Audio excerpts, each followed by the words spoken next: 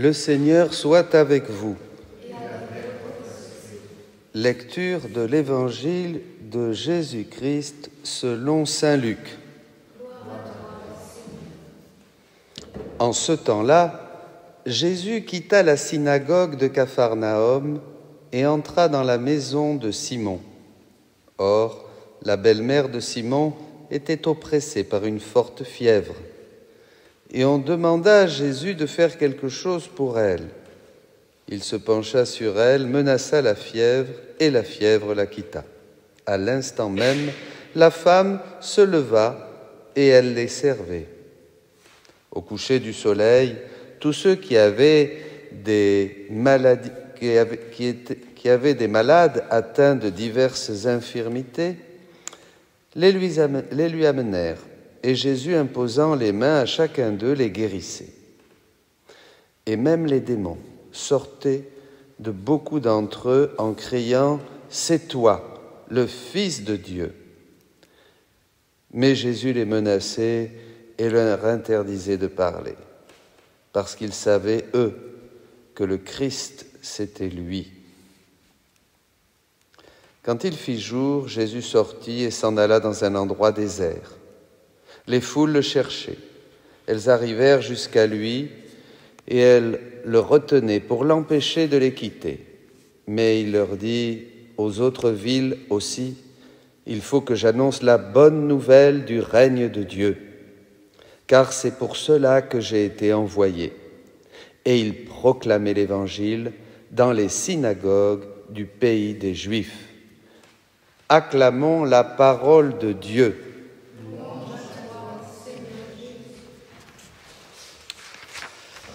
Voilà, mes amis, bonjour à tous. Un évangile, une première lecture. Nous allons voir 3 petits points. Cette première lecture, eh bien, elle est toujours actuelle. Je ne sais pas si nous pouvons vraiment recevoir la nourriture solide. Nous sommes encore bien charnels. Je crois qu'il faut le reconnaître et le confesser. Entre nous, tant de rivalité, tant de jalousie, tant de jugement, tant de bêtises qui viennent de notre humanité. Je ne sais pas si on a vraiment grandi depuis le temps où Paul prêchait aux Corinthiens ces paroles. En fait, voilà. Eh bien oui, peut-être toujours du lait. On n'est pas encore apte à recevoir cette nourriture solide. Pour recevoir cette nourriture solide, il faut se laisser guider par l'esprit. Le vieil homme doit être mort. Et l'esprit doit être ouvert pour recevoir le souffle de Dieu, bien sûr, c'est ça. Mais l'histoire continue. Vous voyez, Paul parle de cette construction. Eh bien, nous sommes toujours en construction. L'Église est en construction. Le Christ veut que ses œuvres continuent, comme le disait Benoît XVI en commentant la théologie de l'histoire de saint Bonaventure. Il veut que ses œuvres grandissent. L'œuvre du Christ grandit, elle ne fait pas marche arrière, disait le pape.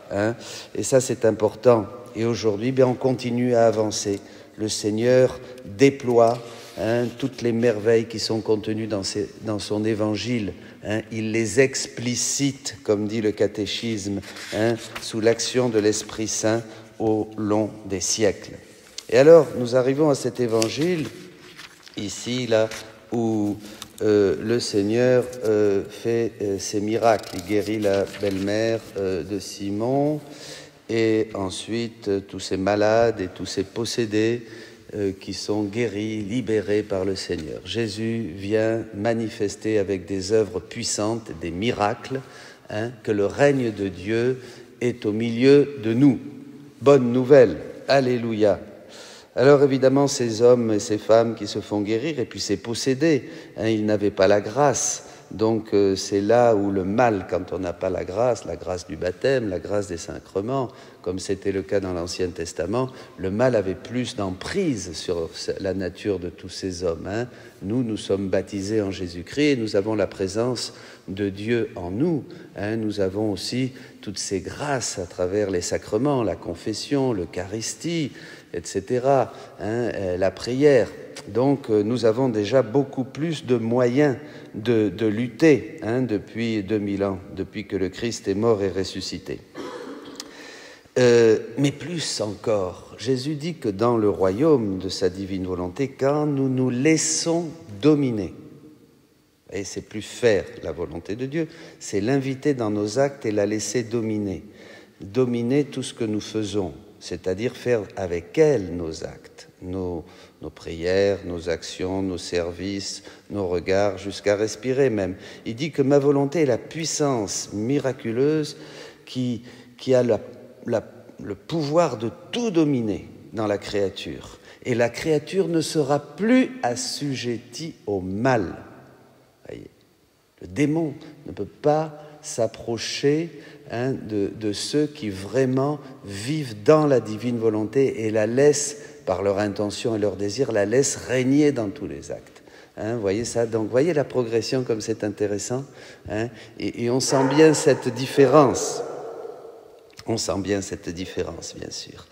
Et alors, merci Seigneur, et bien voilà, Jésus a prêché le règne, a prêché ce royaume que maintenant nous annonçons, et il veut que nous l'annoncions, bien sûr les prêtres, dit-il, les premiers, et ensuite tout le peuple, tous les laïcs, tous, nous devons faire connaître ce royaume de la divine volonté. Il dit que les premiers qui feront connaître ce règne, ce grand désir de Dieu, que cette divine volonté règne au milieu des créatures, puisque c'est ça que Dieu a attendu depuis la chute d'Adam. Tout ce qu'il a fait jusqu'à aujourd'hui, c'était pour arriver à ça, pour qu'il puisse récupérer son règne. Récupérer son règne, c'est-à-dire régner dans la créature, comme il régnait au début de la création. Eh bien, ces générations qui seront les premiers à recevoir ce royaume et à le proclamer, recevront de grandes grâces. De grandes grâces. Donc, ne nous en privons pas, mes amis, ne nous en privons pas. Et alors, pour terminer, ce règne, c'est quoi? Ce règne, c'est quoi? Eh bien, ce règne, dit Jésus, ce sont toutes ces vérités qui sont plus grandes que les miracles. Les vérités sont plus grandes que les miracles. Ça, c'est très important, il le dit. Ces vérités, qu'est-ce que c'est? Eh bien, ce sont des vies palpitantes qui sortent du sein de Dieu et qui se donnent aux créatures. Ça paraît compliqué. En fait, c'est simple. Regardez dans l'ordre humain.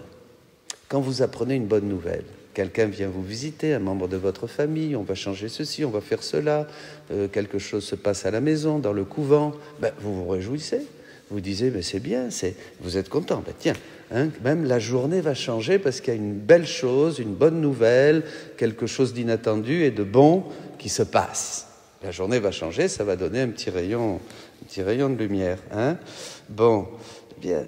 Maintenant, transposer cela dans l'ordre divin. Et on comprend ce que dit Jésus, là, quand il dit « Les vérités ne sont pas autre chose que des vies palpitantes de notre être divin au milieu des créatures. » Toutes ces choses, toutes ces vérités, toutes ces connaissances que l'on trouve dans le livre du ciel, ça nous donne, c'est la vie même de Dieu, parce que ça touche notre intelligence, vous voyez, ça touche notre cœur et ça nous élève vers le ciel.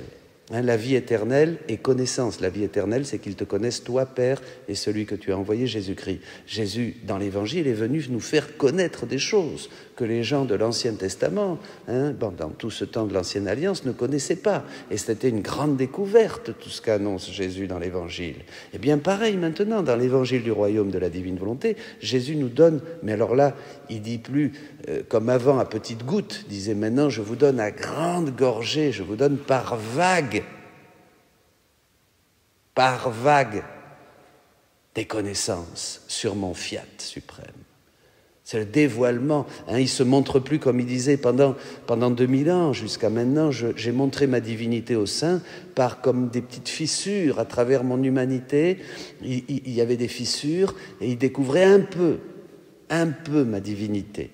Un peu ma divinité. Vous voyez, comme sur le mont Tabor, par exemple. Mais maintenant, non. Maintenant, c'est tout. Vous voyez? Et c'est quoi ce tout qui va nous faire entrer dans le royaume? Ce sont les vérités divines. C'est cette connaissance de Dieu qui n'est plus cachée. Attention, parce que ce n'est pas du tout une connaissance réservée à certains. Non, c'est comme l'Évangile, c'est ouvert à tout le monde peut en profiter, tout le monde peut s'en nourrir, tout le monde peut se laisser transformer par ces vies divines, puis ça sort du sein de Dieu, vous comprenez? Donc quand ça nous touche, tout de suite, ça nous fait rentrer où? Dans la contemplation du royaume. Qu'est-ce que c'est la contemplation? C'est l'effet, c'est le Saint-Esprit qui se communique à notre âme. Voyez? Et comment il se communique à notre âme? Eh bien, il se communique en nous faisant découvrir quelque chose. Je ne sais pas, Jésus est le Fils du Père. La petite Thérèse, elle disait notre Père, elle ne pouvait pas aller plus loin parce que c'était déjà, ça l'inondait tellement de lumière de savoir que Dieu était notre Père. Vous voyez? C'est extraordinaire. Que ça y est, pour elle, c'était notre Père et point. Hein, bon, voilà. Eh bien, mes amis, laissons-nous toucher par ces vies palpitantes qui sont là au milieu de nous. Nourrissons-nous, hein, pas à petite dose, allons-y, par large gorgée, buvons, hein, nourrissons-nous de ces vérités qui nous transforment et qui font notre joie et qui vont faire à travers nous, parce que nous allons les annoncer, la joie de beaucoup, la joie d'un grand nombre. Soyez bénis.